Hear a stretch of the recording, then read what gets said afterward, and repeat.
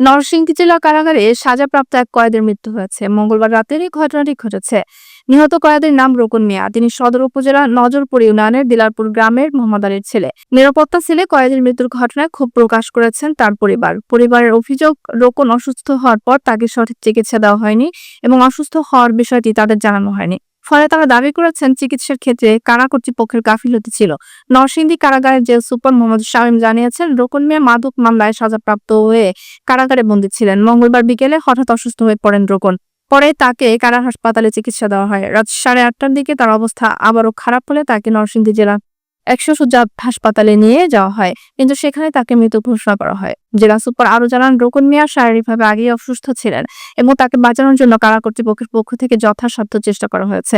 তার চিকিৎসায় কোনো গাফিলতি ছিল না। নিহতের ভাই তানভীর খুয়া বলেন, আমার ভাইয়ের শারীরিক কোনো সমস্যা ছিল না। তিনি অসুস্থ হলে জেলা কারাগারের পক্ষ থেকে আমাদের জানানো হয়নি। আজ সকালে আমরা তার মৃত্যুর খবর পাই। যদি জানানো হতো আমরা উন্নত চিকিৎসার ব্যবস্থা করতাম। অন্য ভাই সুলাইমান মৃধা বলে, আমরা মনে করি কারা কর্তৃপক্ষ সঠিক চিকিৎসা দেয়নি এবং এর ফলস্বরূপ তার মৃত্যু হয়েছে। আজ বুধবার নিহত রোকনের মরদেহ ময়নাতদন্তের জন্য নরসিংদী সদর হাসপাতালের মর্গে পাঠানো হয়েছে।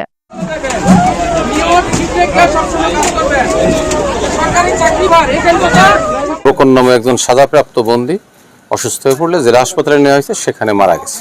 তো আগের থেকেই অসুস্থ ছিল কিছুটা।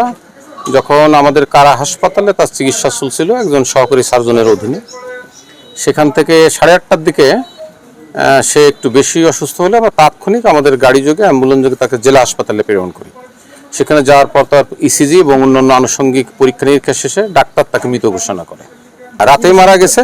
রাতে মারা গেলে আমাদের আনুষঙ্গিক কাজকাম বা যেগুলো আমাদের সরকারিভাবে যেগুলো করার থাকে সেগুলো করতে আমাদের রাত 12টা 12:30 বাজছে। তাৎক্ষণিক আমরা ওই রাতে তাদের খবর দিতে পারিনি। আমরা ভোরে তাদের আত্মীয়স্বজনকে, যখন সুরতাল পোস্টমর্টম হবে তখন তাদের আত্মীয়স্বজনকে খবর পাঠাইছি। আমরা যথাসাধ্য চেষ্টা করছি। সেক্ষেত্রে আমাদের দৃষ্টিতে কোনো গাফিলতি বা ত্রুটি আমার কাছে মনে হচ্ছে না। আমরা সাধ্যমতো তাকে তার যা যা করা দরকার সে চেষ্টা করছি।